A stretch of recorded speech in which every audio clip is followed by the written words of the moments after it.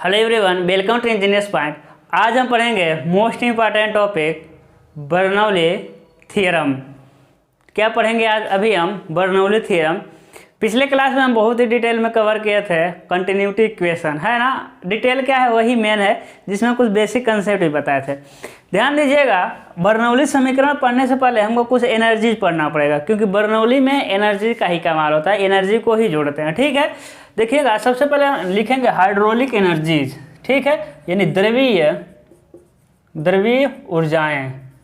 जब कोई द्रव क्या होता है, गति अवस्था में होता है या स्थिर अवस्था में होता है। ध्यान से सुनिएगा, जब कोई द्रव गति अवस्था में हो या स्थिर अवस्था में हो, उस समय द्रव पर तीन ऊर्जाओं में से एक ऊर्जा, दो ऊर्जा और या तो तीनों ऊर्जाएं उसके पास रहती हैं। कौन कौन सी ऊर्जाएं होती हैं भाई?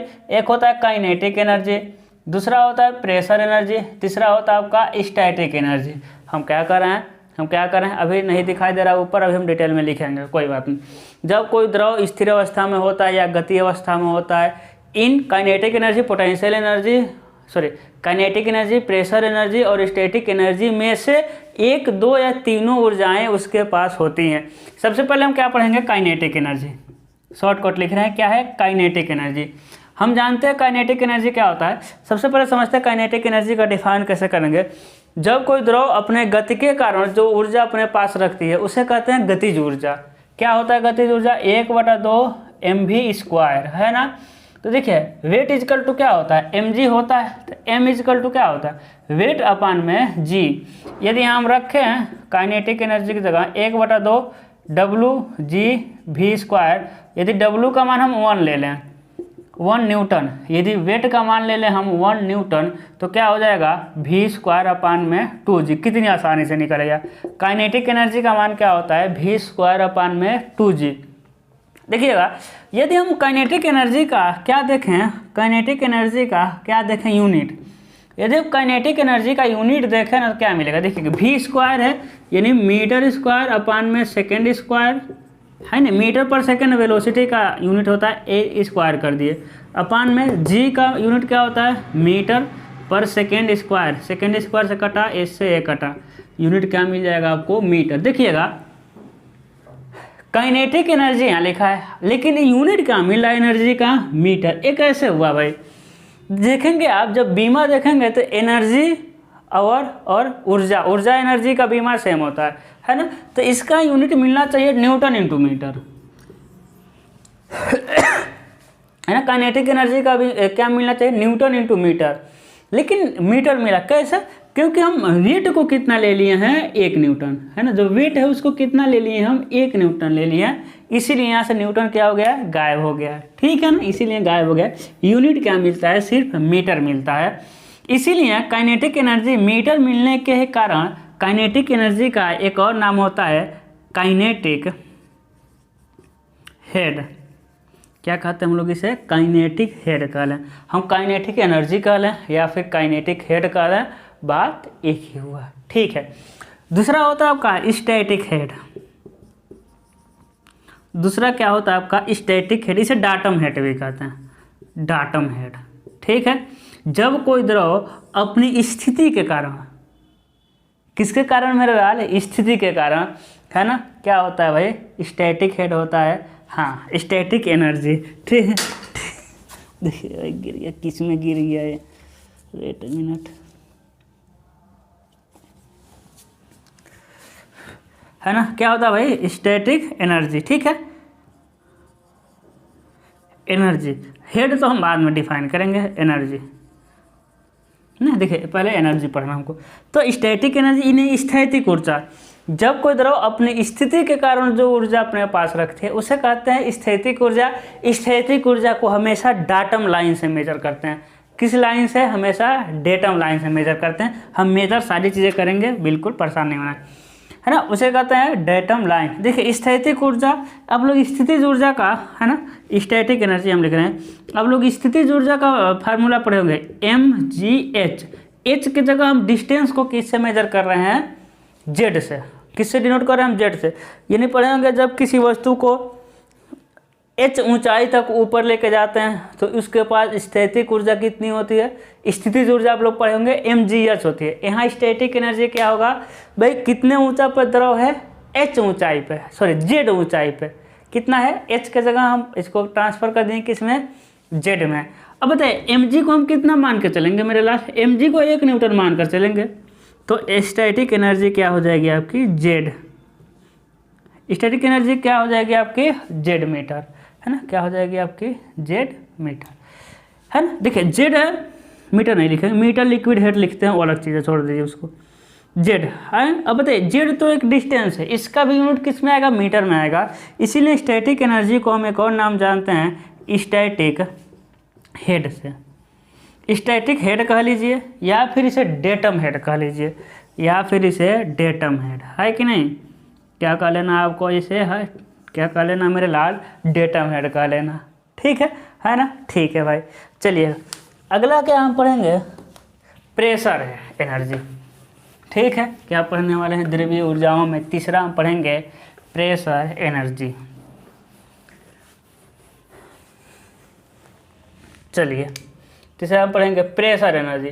देखिए प्रेशर एनर्जी का यदि क्या है कि हम थोड़ा कॉम्प्लिकेटेड तरीके निकालेंगे तो थोड़ा कॉम्प्लिकेटेड पड़ेगा, है ना, हम एकदम आसान तरीके से निकालते हैं। हम जानते हैं P इक्वल टू क्या होता है, रो जी एच, है ना, हम इसको डायरेक्ट हेड के टर्म में निकाल दे रहे हैं तो H इक्वल टू मिलेगा P अपान में रो जी।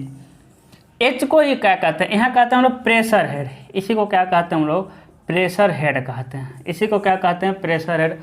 जैसे पिछले हम दोनों देखें, पिछले दोनों में हम क्या देखें कि उसका, हाँ ठीक है सारी चीज़ दिखाई दे रही, पिछले में हम देखें हैं कि इसका यूनिट किस में दिखा रहा था मेरे लाल, मीटर में। दोनों अभी जो द्रवीय ऊर्जाएं थी, काइनेटिक एनर्जी और potential energy, sorry kinetic energy और स्टैटिक एनर्जी, उसमें यूनिट कितना था, मेजर, तो इसका भी यूनिट निकाल के देख, सॉरी उसका यूनिट था मीटर में, तो इसको भी निकाल के देखते हैं कि यूनिट मीटर में आता है कि नहीं, निकालिए। प्रेशर का यूनिट क्या हो जाएगा, न्यूटन पर मीटर स्क्वायर, इसका देखिएगा घनत्व का किलोग्राम प्रति मीटर क्यूब, गुरुत्वीय त्वरण का मीटर पर सेकेंड स्क्वायर, न्यूटन को तोड़ते हैं, किलोग्राम इंटू मीटर अपान में मीटर पर second square into metre square, इस वाले को ऊपर लेके जाते हैं, मीटर क्यूब अपान में सेकेंड का स्क्वायर अपान में किलोग्राम इंटू मीटर, अच्छे से मिला दीजिए सारी चीज़ें, ठीक है ना। देखिए metre square second, second square metre square, second square metre square से 2 मीटर कट जाएगा, एक बच जाएगा, किलोग्राम मीटर। देखिए यूनिट क्या मिला, सिर्फ मीटर मिला, इसीलिए इसको हम क्या कह सकते हैं, प्रेशर हेड, ठीक है। तो अभी आपके पास है ना, जब कोई द्रव अपने दाब के कारण जो ऊर्जा अपने पास रखता है उसे कहते हैं प्रेशर एनर्जी, ठीक है। अभी आपके पास 3 एनर्जी मिला। अब हम पढ़ेंगे अगला टोटल एनर्जी। क्या पढ़ेंगे मेरे लाल, क्या पढ़ेंगे, कुल ऊर्जा, क्या पढ़ेंगे, टोटल एनर्जी। तो टोटल एनर्जी किसे कहते हैं, हम जानते हैं किसी भी द्रव के बाद 1, 2 या 3 तरह की ऊर्जाएं होती हैं, तो स्टैटिक एनर्जी, काइनेटिक एनर्जी और प्रेशर एनर्जी के योगफल को ही हम क्या कहते हैं, टोटल एनर्जी। तीनों ऊर्जाओं के योगफल को क्या कहते हैं हम लोग, टोटल एनर्जी, यानी काइनेटिक एनर्जी, प्रेशर एनर्जी और स्टैटिक एनर्जी के योग को हम क्या कहते हैं, टोटल एनर्जी। टॉपिक है, हाँ ये टोटल एनर्जी अलग ही टॉपिक है, यहाँ से एनर्जी से खत्म हो गए, है ना, हाइड्रोलिक एनर्जी, द्रवीय ऊर्जाएं खत्म। अगला टॉपिक क्या शुरू हो गया, total energy. Kinetic energy, pressure energy और स्टैटिक एनर्जी के योग को क्या कहते हैं हम लोग, टोटल एनर्जी। यानी हम लिख देंगे total energy equal to V square upon में 2G plus pressure energy P upon में rho g plus static energy मिल जाएगा आपको Z। या एनर्जी न लिख के एक कह देता है टोटल हेड, कभी कभी एनर्जी न लिख कर क्या बोलता है मेरा लाल, क्या बोल देता है, टोटल हेड कहेगा ये, कि टोटल हेड किसे कहते हैं। बात वही हुआ, काइनेटिक एनर्जी, प्रेशर एनर्जी और स्टैटिक एनर्जी के योगफल को क्या कहते हैं हम लोग, क्या कहते हैं, टोटल हेड कहते हैं। काइनेटिक एनर्जी, प्रेशर एनर्जी और स्टैटिक एनर्जी के योग को, है ना, क्योंकि इसे हेड कहते हैं, क्या कहेंगे, काइनेटिक हेड, प्रेशर हेड और स्टैटिक हेड के योगफल को क्या कहते हैं हम लोग? टोटल हेड कहते हैं। क्या कहते हैं? टोटल हेड कहते हैं। ठीक है ना? ठीक है। अब हम क्या पढ़ेंगे भाई? बर्नौली प्रमेय। ठीक है, बर्नौली प्रमेय पढ़ेंगे। फिर बर्नौली प्रमेय के क्या पढ़ेंगे? एप्लीकेशन पढ़ देंगे, बेंचुरीमीटर, आरफिस मीटर, फिर ये चैप्टर द एंड हो जाएगा। ओके, चलिए भाई, चलिए क्या पढ़ेंगे हम अब? हाँ, क्या पढ़ेंगे? बर्नौली प्रमेय या बर्नौली समीकरण कह सकते हैं, बर्नौली प्रमेय या समीकरण। ठीक है भाई, ठीक है। एक बात याद रखिए, बर्नौली समीकरण एक बार और कहीं पढ़े होंगे आप। कहाँ पढ़े हैं? याद करिए, बर्नौली समीकरण कहाँ पढ़े हैं? फिजिक्स में पढ़े हैं, अप्लाइड फिजिक्स में। ठीक है, तो अप्लाइड फिजिक्स में जब बर्नौली समीकरण पढ़े होंगे तो उसमें इसका डेरिवेशन होगा। क्या होगा? डेरिवेशन होगा। इसलिए हाइड्रोलिक्स में बर्नौली समीकरण का डेरिवेशन क्या किया? हटा दिया। जब हम लोग अपने ज़माने में पढ़ते थे, हाँ बहुत पहले पढ़ते थे, है ना, जब हम लोग अपने ज़माने में पढ़ते थे तो हाइड्रोलिक, हाँ, बर्नौली समीकरण का डेरिवेशन हम लोगों के सिलेबस में था। अब बर्नौली समीकरण का डेरिवेशन आप जानते हैं कितना बड़ा होता है? बहुत बड़ा होता है ना। जब टीचर को टेस्ट लेना होता था कि लड़का पढ़ने में अच्छा है कि ख़राब है, तो बर्नौली समीकरण का देता था। क्या कर रहे थे? बाहर घूम रहे थे? Yes sir. पढ़ते हो? पढ़ते हैं। चलो बर्नौली समीकरण डेरिवेशन करके दिखाओ। कम से कम 2 से 3 पेज में जाता था। हाँ, 2 से 3 पेज में जाता था। मेरे एक सीनियर थे, तो 2 सीनियर थे। जैसे एक सीनियर के हम रूम पे जाते थे पढ़ने, है ना, एक सीनियर के रूम पे हम जाते थे। जैसे होता है ना, आप सिविल से जो, हाँ सिविल में आप लोग पढ़े होंगे, तो एक आता है सब्जेक्ट जिसमें इलेक्ट्रिकल मैकेनिकल वाला टॉपिक रहता है ना, सब्जेक्ट का नाम भूल गए, जिसमें इलेक्ट्रिकल मैकेनिकल वाला पोर्शन रहते हैं। Basic of electrical and mechanical engineering कहते हैं, सिविल वालों को पढ़ना पड़ता है। तो वही पढ़ने हम जाते थे इलेक्ट्रिकल वाले सर के यहाँ। तो जो इलेक्ट्रिकल वाले सर हैं, सीनियर थे मेरे, वहाँ जाते थे हम पढ़ने। तो उनके एक दोस्त आए हुए थे, मेरे सर के एक दोस्त आए हुए थे, तो हम पढ़ने गए। तो उनके दोस्त पूछे कौन है, तो वो बताए मेरे सीनियर के मंके से बहुत पढ़ने में तेज़ है। तो कह रहे हैं अच्छा बहुत पढ़ने में तेज़ हो, चलो तुम बर्नौली समीकरण करो। बर्नौली समीकरण का नहीं, मैकेनिकल कहते हैं, मैकेनिकल में भी हाइड्रोलिक्स है ना। तो क्या कहे कि चलो तुम बर्नौली समीकरण सिद्ध करके दिखाओ। उनको यह था कि भाई बर्नौली समीकरण सबसे हार्ड होता है, तो हम इसको चेक कर लें इसको आता है कि नहीं आता है ना। इज्जत बच गई थी, आता था उनको। ठीक है, चलिए, तो हमारे समय में लोग बर्नौली समीकरण से ही चेक करते थे इसको आता है कि नहीं आता है। चलिए भाई, हम इस समय गोरखपुर में हैं, बगल से फाइटर प्लेन गुजरता है, डर लगता है कभी कभी घुस ना जाए घर में, इतना तेज़ आवाज़ करता है ना। कभी कभी रात को अचानक नींद खुल जाता है। ठीक है, चलिए बर्नौली समीकरण, चलिएगा ध्यान से सुनिएगा। अब बर्नौली समीकरण किसे कहते हैं? जब कोई आसान तथा असंपीड्य द्रव असमान काट वाले नली से गुजरती है। ये चीज़ें हम पहले भी बोल चुके हैं। इतना टॉपिक, ये वाला टॉपिक कहाँ बोल चुके हैं? हम पहले भी एक बार बोल चुके हैं। किस में बोल चुके हैं मेरे लाल? बताइए किस में बोले हैं हम इसको, हैं किस में बोले हैं? बताइए किस में बोले हैं इसको हम? सत्यता समीकरण में। ठीक है ना। जब कोई आसान तथा असंपीड्य द्रव असमान काट वाली नली से गुजरती है तो उसके प्रत्येक काट पर कुल ऊर्जाओं का योग नियत होता है। एक क्या था डेफिनेशन बर्नौली समीकरण का? आपके सिलेबस में डेरिवेशन नहीं है।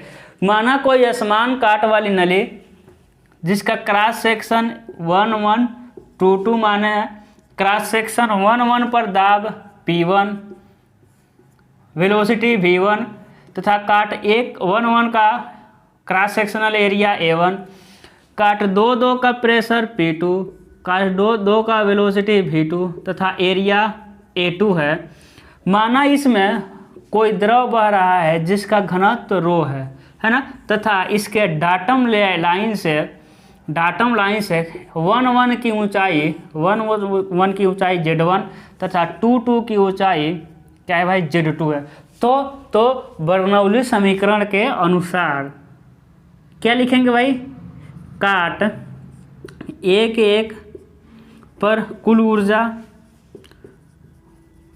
इज इक्वल टू काट 2 2 पर कुल ऊर्जा इज इक्वल टू कॉन्स्टेंट, है ना। अब 3 काट रहा था, 3 3 पर भी लिख सकते थे। क्या लिखेंगे भाई? Z1 प्लस P1 अपान में rho g plus V1 square upon में 2G is equal to Z2 plus P2 अपान में rho g plus V2 square upon में 2G इजिकल टू क्या हो जाएगा, कांस्टेंट हो जाएगा। क्या हो जाएगा आपका, कांस्टेंट हो जाएगा। ठीक है, बस इतना ही है, नहीं बर्नौली समीकरण अभी और है, मतलब कि इतना ही डिफिनीशन था इसका। ठीक है, डेरिवेशन नहीं है। अब क्या है कि यदि समझिएगा, यदि नली क्या हो, नली हॉरिजेंटल हो, यदि नली क्या हो मेरे लाल, हॉरिजेंटल हो, ठीक है ना, नली क्या हो, हॉरिजेंटल हो। समझिएगा, यदि नली हॉरिजेंटल रहेगा तो कैसा रहेगा, देखिएगा ऐसा ही रहेगा भाई। नली हॉरिजेंटल रहेगा तो कैसे रहेगा, ऐसा रहेगा एकदम, कैसा है, हॉरिजेंटल। और सारी चीज़ें वही रहेंगी, यहाँ हो जाएगा Z1, यहाँ हो जाएगा Z2, और सारी चीज़ें P1 A1 B1 सब लिखना है। ठीक है, अब Z1 Z2 का अंतर है जिसको बता रहे हैं। यदि नली हॉरिजेंटल है तो Z1 किसके बराबर हो जाएगा, आपके Z2 के। Z1 किसके बराबर हो जाएगा, आपके Z2 के बराबर हो जाएगा। अब जैसे Z1 Z2 के बराबर हो गया तो इसमें क्या हो जाएगा, देखिएगा, है ना, क्या हो जाएगा भाई, P1 अपान में rho g plus V1 square upon में 2G is equal to P2 अपान में rho g plus V2 square upon में 2G इज इक्वल टू क्या हो जाएगा, कॉन्स्टेंट। देखिए, अब इसके बाद दो ही ऊर्जा है, तो कोई ज़रूरी नहीं कि तीनों ऊर्जाएँ हों। हाँ, कोई ज़रूरी नहीं कि तीनों ऊर्जाएँ हों, इन्हीं तीनों में से कोई ऊर्जा रहती है, लेकिन योग क्या रहता है, नियत रहता है। योग प्रत्येक क्रॉस सेक्शन पे योग क्या होगा, नियत रहेगा। यानी यहाँ वेलोसिटी काइनेटिक एनर्जी यहाँ पे बढ़ेगी, क्योंकि देखिए यहाँ का एरिया कम है तो जल्दी तेजी से निकलेगा तरफ। यहाँ काइनेटिक एनर्जी बढ़ेगा, लेकिन देखिए स्टैटिक एनर्जी घट गया। तो कोई एनर्जी बढ़ेगा तो उसको बैलेंस करने के लिए कोई एनर्जी घटेगा, चीज़ें समझ रहे हैं। लेकिन कुल ऊर्जाओं का योग क्या रहेगा, आपका नियत रहेगा। कुल ऊर्जाओं का योग क्या रहेगा, नियत रहेगा। स्क्रीनशॉट लीजिए। अब हम पढ़ेंगे एप्लीकेशन ऑफ बर्नौली इक्वेशन। देखिएगा, बर्नौली क्या है आपका, एप्लीकेशन में इसके बहुत सारे एप्लीकेशन मतलब होता है अनुप्रयोग, कि इसका यूज कहाँ करते हैं। तो समझिएगा, बर्नौली समीकरण का ज़्यादा यूज हम करते हैं एप्लीकेशन में। एप्लीकेशन मतलब अनुप्रयोग करते हैं डिस्चार्ज को मेजर करने के लिए। किसके लिए, आपके डिस्चार्ज को मेजर करने के लिए। ठीक है, तो एप्लीकेशन ऑफ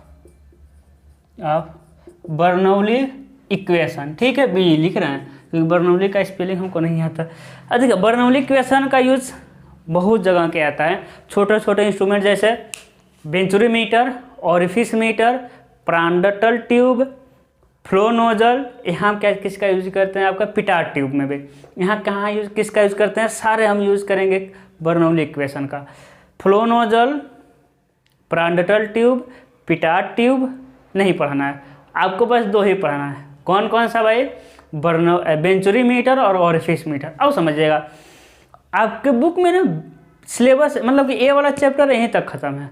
वेंचुरी मीटर और ऑरिफिस मीटर को ऑरिफिस वाले चैप्टर में दिया है। हाँ, हम क्या कर रहे हैं कि वेंचुरी मीटर और ऑरिफिस मीटर को आपके ऑरिफिस वाले चैप्टर में दिया है। अगला चैप्टर मेरा ऑरिफिस होगा, लेकिन हम बहुत दिनों से पढ़ा रहे हैं तो हमको पता है, बार बार इस बात को हम कहते हैं।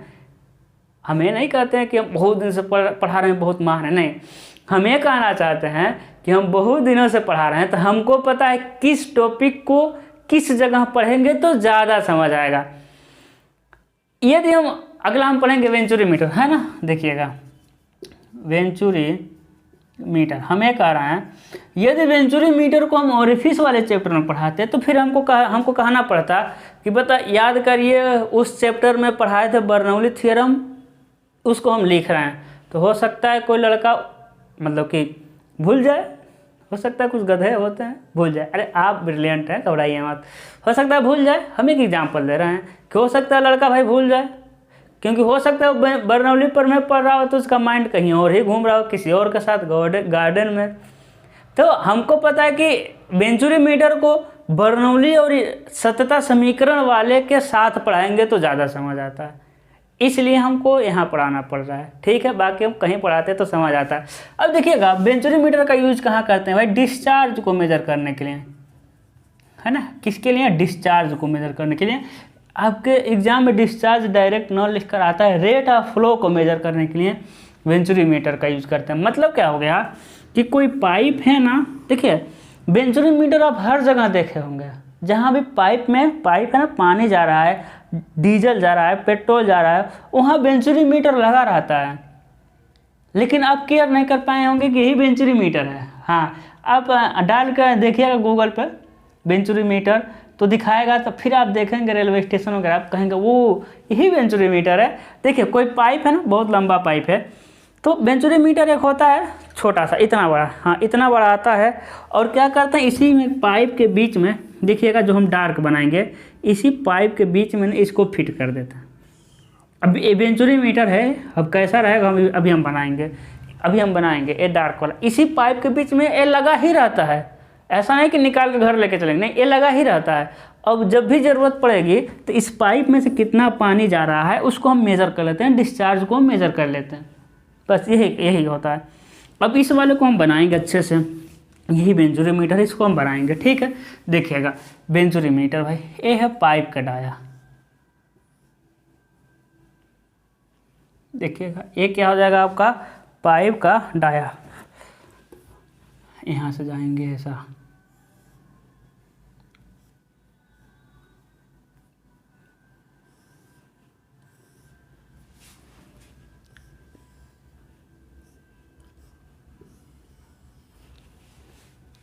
बड़ा बन गया है तो इधर जा रहा है थोड़ा सा इधर।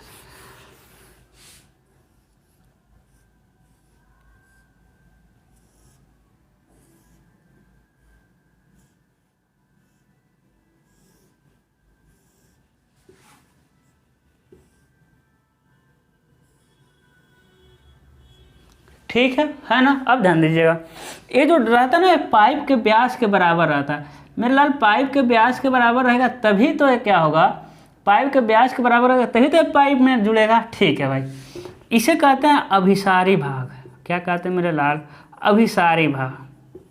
यहाँ से लेकर यहाँ तक क्या है, अभिसारी। ये है आपका कंठ, क्या है, कंठ है। ये क्या है, अपसारी भाग। एक क्या है, अपसारी भाग है, यहाँ से लेकर यहाँ तक। ठीक है जी। यहाँ क्या है भाई, सेंटर लाइन, एकदम इसके सेंटर पर लाइन खींचे। एक क्या खींच दिए हम, सेंटर लाइन खींच दिए। देखिए डेटम लाइन बनाने की ज़रूरत नहीं है, क्योंकि Z1 और Z2 क्या हो गया है, बराबर हो गया है ना, Z1 Z2 बराबर हो गया।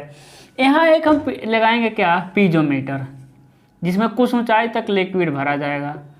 फिर यहाँ उठाएं, यहाँ देखिए, यहाँ नली लगा देंगे हम, कुछ ऊंचाई तक भर जाएगा। तो इसे कहेंगे, इस वाले को क्या कहेंगे, इस वाले को हम कहेंगे P1/ρg। ठीक है, इस वाले को क्या कहेंगे, P2/ρg। क्या कहेंगे, P2/ρg कहेंगे। ठीक है भाई। अब समझिएगा, इन दोनों के बीच के अंतर को क्या कहते हैं हम लोग, कैपिटल H।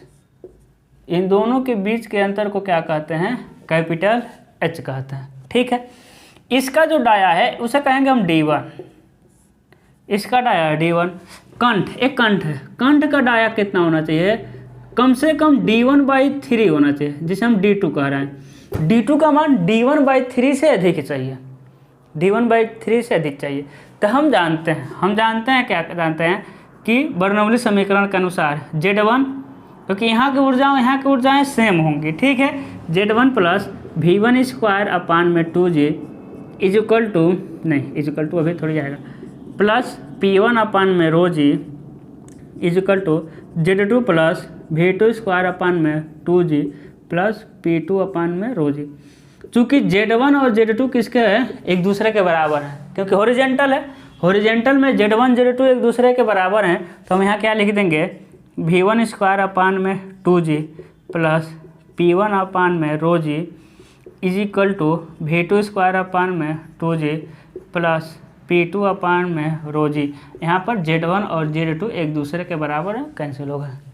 ठीक है, अब देखिएगा, अब क्या लिखेंगे इधर, P1/ρg माइनस, इधर लाइए P2 को, P2/ρg इक्वल टू एक क्या आ जाएगा भाई, V2² 2g माइनस, है ना, V1 लाइए, V1² 2g देखिए प्रेशर एनर्जी का अंतर, यही तो प्रेशर एनर्जी है, इसका अंतर कितना है, एच है। कितना है मेरा लाल, एच है, तो ये हो जाएगा आपका एच, यहाँ क्या हो जाएगा V2² अपान में 2G माइनस V1² अपान में 2G। बताइए अभी तक कोई दिक्कत नहीं है, आगे भी दिक्कत होगा नहीं होगा, ठीक है ना, यहाँ तक दिखाई दे रहा है, ठीक है। यहाँ क्या हो जाएगा, है ना, हम जानते हैं क्या जानते हैं, इसको ले लीजिएगा, इक्वेशन फर्स्ट ले लीजिएगा, ठीक है।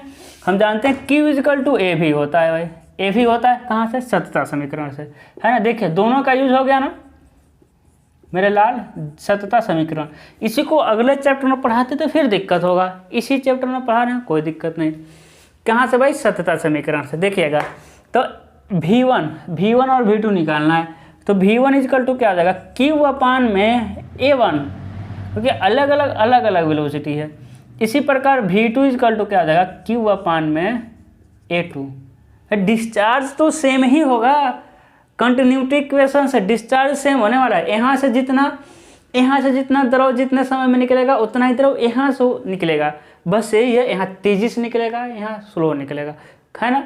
यहाँ का एरिया कम है तो तेजी से निकलेगा, ठीक है। डिस्चार्ज सेम होगा, सतता समीकरण वही तो कहता है, निकलने वाले द्रव की मात्रा क्या होती है, समान होती है। अब इसको एक में रखेंगे, पुट करेंगे, है ना, 1 में पुट करेंगे तो क्या मिल जाएगा, देखिएगा H इक्वल टू V2 की जगह रखेंगे Q² अपान में A2 का स्क्वायर, है कि नहीं, Q² अपान में A2 का स्क्वायर माइनस, देखिए 2G को हम इधर ला कर रख दे रहे हैं, 2G को 2GH, ठीक है ना, 2G को यहाँ ला कर रख दिए, ठीक है। उसके बाद क्या हो जाएगा भाई, Q² अपान में V1 क्या हो जाएगा आपका A1 का स्क्वायर, कुछ लोग कन्फ्यूज आ जाएंगे, रहने दीजिए यहीं पर 2G, ठीक है। तो देखिए H इक्वल टू अब क्या मिलेगा, क्रॉस मल्टीप्लिकेशन, तिरिया गुणा करते हैं तो Q² A1² minus Q² A2 का स्क्वायर अपान में A1 का स्क्वायर A2 का स्क्वायर इंटू 2G, इंटू क्या हो जाएगा 2G, ठीक है। तो H इक्वल टू Q ही तो हमको चाहिए था, डिस्चार्ज ही तो मेजर करता था, डिस्चार्ज ही हमको चाहिए, तो Q² कॉमन ले लेंगे तो A1 का स्क्वायर माइनस A2 का स्क्वायर अपान में A1 square A2 square into 2G।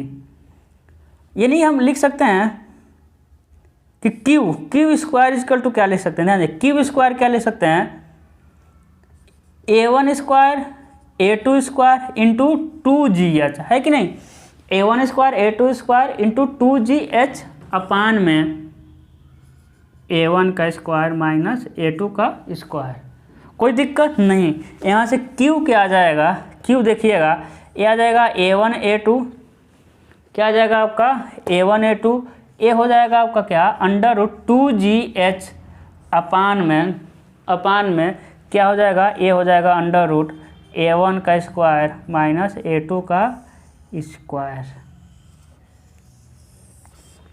चीज़ें दिखाई दे रही हैं सारी चीज़ें, ठीक है ना। यहाँ से क्या निकल गया आपका, डिस्चार्ज निकल गया, लेकिन समझिएगा इतना निकल गया डिस्चार्ज। हाँ ऐसा डेरिवेशन आता है तब तो मज़ा आता है ना, डेरिवेशन आता ही नहीं है, क्योंकि हाइड्रोलिक्स ना चैप्टर जो है, हाइड्रोलिक चैप्टर का हाइड्रोलिक्स बुक है ना, ईजी है।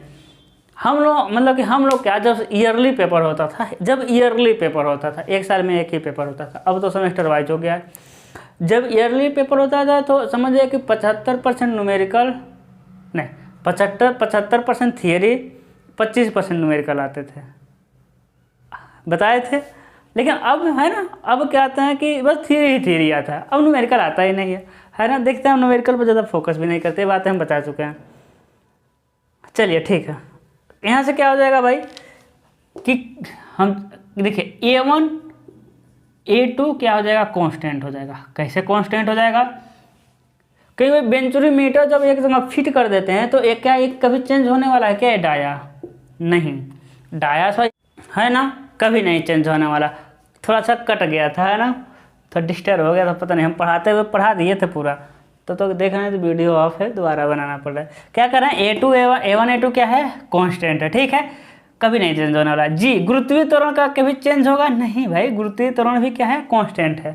चेंज क्या होगा, देखिएगा A1 A2 G, इसको देखते हैं, H को छोड़ते हैं, अभी इस को देखते हैं नहीं, ये इसी को लिख रहे हैं, देखिएगा A1 A2 √2g अपान में A1 स्क्वायर अब माइनस A2 का स्क्वायर इजकल टू क्या हो जाएगा, कांस्टेंट K, क्योंकि इतना चेंज ही नहीं होने वाला है। चेंज में क्या होगा, बस H होगा, अर्थात Q इजकल टू लिख सकते हैं K √H, छोटू सा,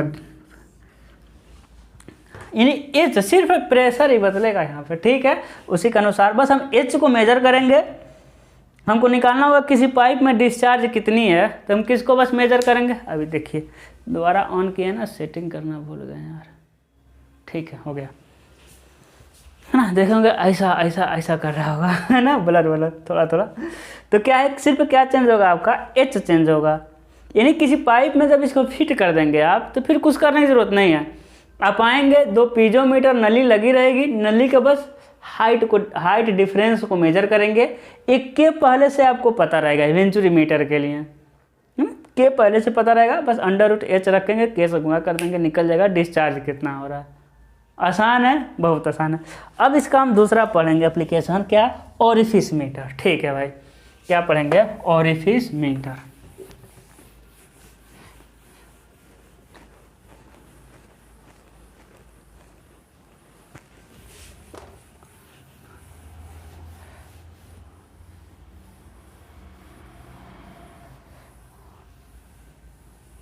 ठीक है ना, क्या पढ़ने वाले हैं हम, ओरिफिस मीटर, ठीक है भाई। चलिएगा अब देखिए वेंचुरी मीटर क्या चीज़ था, देखिएगा वेंचुरी मीटर एक पाइप था, इसी के बीच में, देखिएगा इसी के बीच में, इस पाइप के बीच में ही क्या किए थे, देखिएगा इसको हम डार्क में बनाएंगे। पाइप के बीच में ऐसा किए थे, है कि नहीं, पाइप के बीच में क्या किए थे, ऐसा किए थे, यही लगाए थे। यानी यहाँ तक पाइप था, यहाँ तक क्या था भाई, पाइप, इसी के बीच में वेंचुरी मीटर लगा दिए थे। बस क्या किए थे, यहाँ क्या किए थे, इसका एरिया कम कर दिए थे, एरिया क्या किए थे, कम किए थे। तो इसे फिर हम इंजीनियर जानते हैं, इंजीनियर शांत बैठने वाले नहीं है, फिर दिमाग लगाए हो। क्या दिमाग लगाया मेरे लाल, कि पाइप जब है ना, देखिए एक क्या चीज़ है आपका, पाइप है, एक क्या है मेरे लाल, पाइप की मोटाई है ना, ये देखिए कंटिन्यूअस है पाइप, एक क्या गया पाइप के बीच क्या है, मोटाई, एक क्या है मेरा लाल, ये है पाइप की मोटाई। तो क्यों इसका एरिया हम कम करने जाएं, एरिया इसको अलग से लगाने की ज़रूरत नहीं है, बस इसी के बीच में एक पतला हम प्लेट लगा देते हैं। इसी के बीच में क्या करते हैं हम, इसी के बीच में क्या करते हैं हम, एक पतला प्लेट लगा देते हैं। देखिएगा ये ऐसा, उसमें होल रहता है, एक क्या है भाई, ओरिफिस होल, ये क्या है, ओरिफिस होल है, ठीक है। बस क्या किए हैं, उसी के जैसे देखिएगा एक क्या है भाई, पाइप है, पाइप के बीच में ही क्या डाल दिए हम, एक प्लेट डाल दिए है ना। पाइप ओरिफिस होल का, या सिर्फ ओरिफिस होल नहीं कहा जाता, सिर्फ ओरिफिस कहा जाता है। एक क्या है भाई, ओरिफिस प्लेट, और टॉपिक क्या है भाई, ओरिफिस मीटर, है ना, क्या है, ओरिफिस मीटर, ठीक है। एक क्या डाल दिए हम, प्लेट डाल दिए, एक प्लेटें हैं, है ना, उसी के बीच में क्या डाल दिए, प्लेट डाल दिए। इसी देखिए इसी के बीच में क्या डाल देना है, प्लेट डाल देना, और प्लेट के अंदर क्या है आपका, होल है छोटा सा। यदि इसका डाया D है ना, यदि इसका डाया D है, तो होल का डाया कितना रहेगा, D/2। इसको यदि हम D1 ले लें तो D2 क्या मिल जाएगा, D1/2। यहाँ का एरिया निकाल देंगे, A1 निकाल देंगे, π/4 D1 स्क्वायर से, होल का एरिया A2 निकाल लेंगे, π/4 D2 के स्क्वायर से, ठीक है ना। अब इतना फिगर बनाएंगे, सारी चीज़ें लिखेंगे कि ओरिफिस मीटर को, ओरिफिस प्लेट को पाइपों के बीच में डालकर बनाया जाता है। ओरिफिस प्लेट में एक होल रहता है जिसका डाया पाइप के डाया के /2 होता है। माना पाइप के डाया D1 है, तो ओरिफिस होल का डाया कितना मिल जाएगा, D1/2 मिल जाएगा। तथा डिस्चार्ज को मिलेगा हमारा डिस्चार्ज ऐसा मिलता है, CA2 अपान में √ क्या मिल जाएगा मेरे लाल, 2GH, ध्यान दीजिएगा, क्या मिल जाएगा, CA2 अपान में, है ना, 2GH अपान में अपान में क्या मिलेगा 1 माइनस d2 अपान में d1 पर 4। ठीक है ना।